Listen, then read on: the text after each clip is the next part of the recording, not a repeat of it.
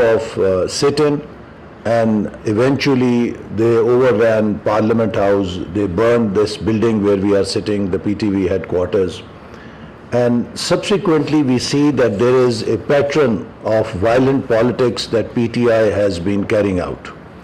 After 2014, they had number of long marches which failed.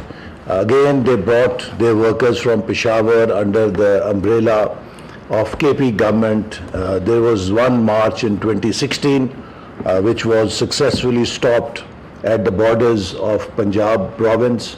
They could not enter Islamabad. But later on, they have carried out number of incidents of violence. For example, in Islamabad, when Mr. Imran Khan was appearing for hearing, they virtually overtook judicial complex, and they carried out worst kind of violence against security forces. In Lahore, when court orders were delivered to them for appearance before the court, PTI workers armed, and also very extremist kind of people from KP who had joined their ranks. They threw petrol bombs on police, as a result of which number of policemen were seriously injured, including one of our senior officials who's heading the Islamabad police. He almost lost his eye. So there is a pattern, and this pattern culminated at the peak point on 9th May in the shape of attacks on Pakistan's key military installations. They attacked general headquarters of army, they attacked the corps commanders' residence in Lahore, they virtually burnt the house, they attacked military bases, air force bases, intelligence headquarters, they attacked the monuments of our martyrs.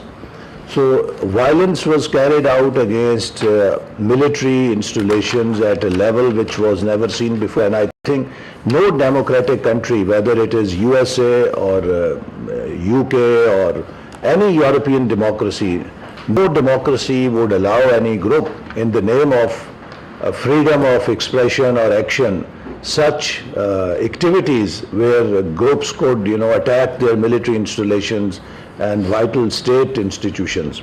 So this is the history, and in this history they again wanted to carry out the same saga in Islamabad.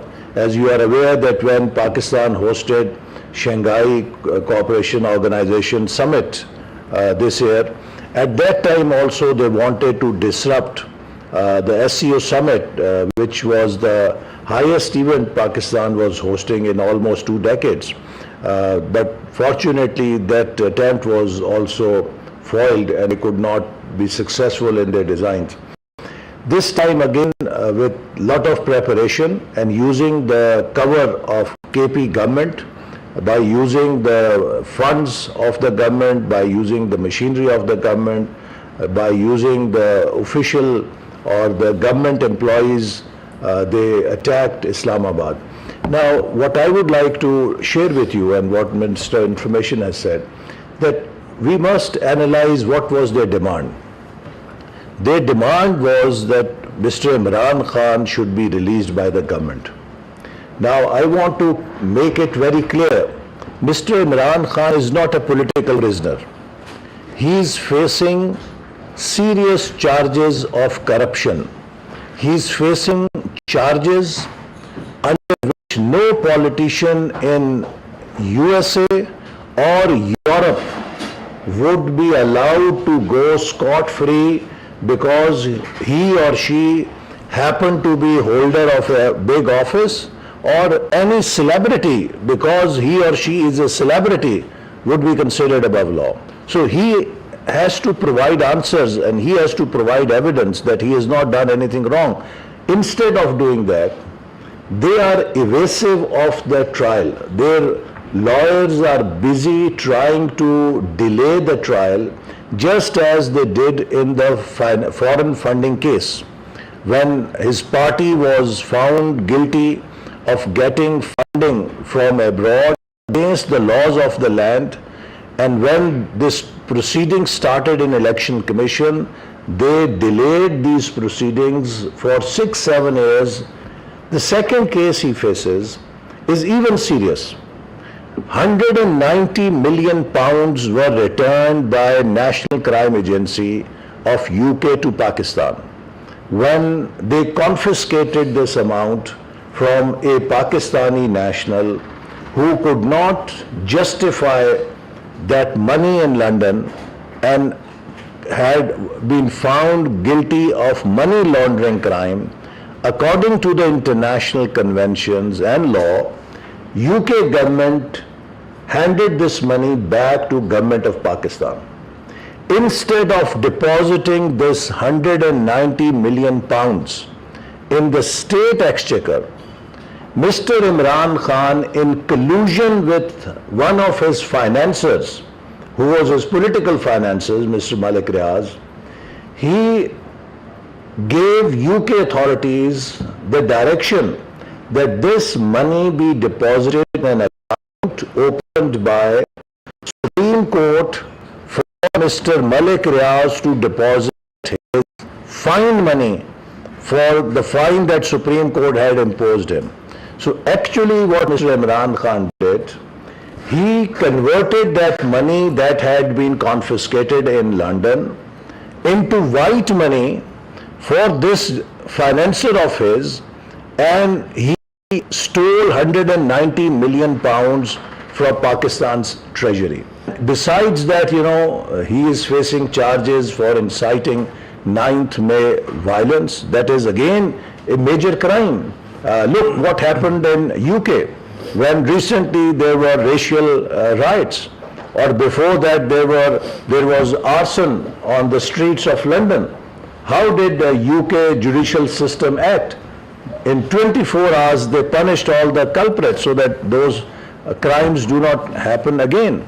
So similarly, Mr. Khan is facing these serious allegations of corruption, of inciting violence against the security institutions of Pakistan. No country in the world allows such kind of arson, such kind of violence against its state institutions. We faced all sorts of charges, from Mr. Nawaz Sharif to Mr. Shahbaz Sharif to Maryam Nawaz to Mr. Hamza Shahbaz to Khaja Asif to Shahid Khaqan Abbasi to myself to Rana Sanaullah to Khaja Saad Rafiq, and name Mr. Miftah. All the ministers, all the frontline leaders faced bogus cases during Imran Khan's tenure. We were all put into jail. We never went to US congressmen begging for mercy. We never went to UK Lords in the House of Lords begging for mercy. We never went to UN. We fought our cases in the courts of Pakistan.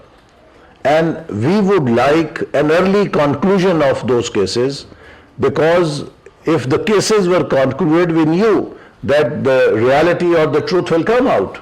We were not evasive of the trials. But Mr. Khan, instead of contesting his cases in the courts, chooses to create a hue and cry. It is the judiciary of Pakistan that has to decide his cases. But by just, portraying as if he is being victim, he's trying to somehow create a pressure where he gets maybe an NRO. What he used to allege us that we are asking for NRO, maybe he's asking now himself for an NRO that he may be pardoned. So in the end, I would say that it must be very clear to our international audience that there is no victimization against Mr. Imran Khan. He is not a political prisoner. He is facing serious charges on the basis of which no politician, no public office holder, or no celebrity in Western world will be allowed to go scot-free. Can you please elaborate the details, like how the security forces dispersed the protesters, like what was their methodology, like did they use tear gas, did they use, whatever. It is coming out of the spin factory of PTI media cell in order to divert attention from the humiliation they faced, from the tall claims their leaders were making that we will sit here till Mr. Imran Khan is released, from the embarrassment that the spouse of Mr. Imran Khan and the Chief Minister of KP fled from the scene, leaving their workers, at the mercy of the security forces to pick them up and arrest them. And this is what they have done all along. They have used their workers as a fodder for their political ambitions, for their political designs. The internal rift within the party, you saw that major leaders were missing from this protest. We saw Atif Khan was not there, Tarar and Ahsan was not there, Asad Kaisar was not there, Hamad Azhar was not there, the Secretary Information Sheikh Waqas Akram was nowhere. So basically the rift between Alima Khan and Bushra Bibi, this is the first time that they've come so far because Bushra Bibi wanted to stage an internal coup within the party. Government confirm us at this moment, were there any civilian deaths among the protesters, number one, and if there were, how many were there and how did that happen? The health department has issued two statements, one from the Polyclinic Hospital and one from the PIMS Hospital, stating that they received no dead bodies. There was a fake list which was circulating on the social media. They have declared that list to be fake. No bodies have been received by any of these people. Yes, PTI was trying to look for bodies here and there. They are in the habit of visiting morgues for that matter. And in the past we've seen that they've owned funerals of ordinary citizens and putting a flag of PTI on those bodies. This has been done in the past. We're told that Polyclinic, they had brought in 4 dead bodies of civilians with gunshot wounds. How did those people die if it was not as a result of what happened during the course of the protest? Can you explain? Because I know that you said there's been mistakes in the hospitals. That is contradictory. Both the hospitals, Polyclinic Hospital and secondly the PIMS Hospital, both have denied receiving any dead bodies or any gunshot wound victim. Secondly, there was no live ammunition. Let me confirm that. The police, the rangers, all security personnel deployed on ground have been forbidden, and there is no live ammunition ever in any protest. That's the stated policy of the government. Now we can obviously go into a debate over that, but my contention as Information Minister is that the hospital authorities have denied all these rumors circulating on social media. I can confirm that the medical superintendent, the hospital in charge and the health ministry have issued written information regarding this, and they've categorically denied this. But I can show you this. This is what I was standing amidst firing. I'll share a video where I'm standing and you can see, you can hear shots being fired, and this is what I collected. This is not what peaceful protesters carry. This is not what peaceful. I collected this myself on the ground, and this was being used. A lot of security personnel have been injured because of this. All this evidence I collected from the other side of the container. I was standing on the Parliament side of the container, and this is what it is. Now, this is not used by security, ammunition. These are the guns which are normally privately used. A political party which makes video of every single thing that they do could not come up with one video of direct firing. They could not even doctor a video or create a video on artificial intelligence of security forces directly firing on protesters.